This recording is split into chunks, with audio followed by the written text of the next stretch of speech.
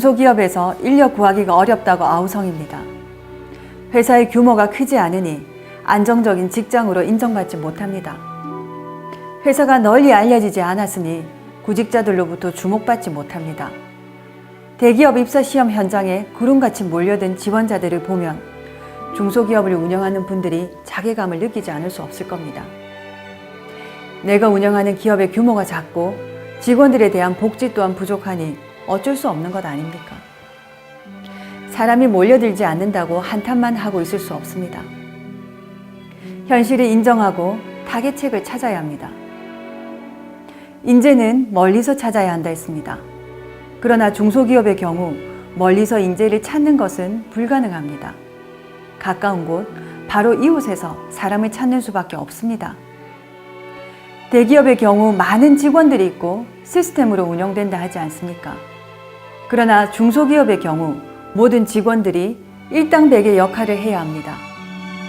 한 사람의 사소한 실수가 크나큰 피해를 발생시키는 경우가 너무 많습니다. 일당백의 능력을 가진 사람들이 찾아오지는 않습니다.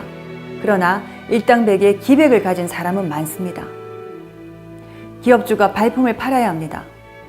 흙탕물 속의 진주같이 잠재력을 가진 사람을 발굴하고 육성해야 합니다. 그렇게 하려면 먼저 기업주가 뚜렷한 철학으로 무장되어 있어야 합니다. 중소기업일수록 따뜻한 정이 있어야 합니다. 종업원들이 스스로 미래에 대한 확신을 가질 수 있도록 끊임없이 단련시켜야 합니다. 언젠가는 기업주가 그간의 노력과 성과에 대한 보상할 것이라는 믿음을 줘야 합니다. 부단하게 목표 이후에 목표를 설정하고 매진할 수 있도록 계기를 만들어줘야 합니다.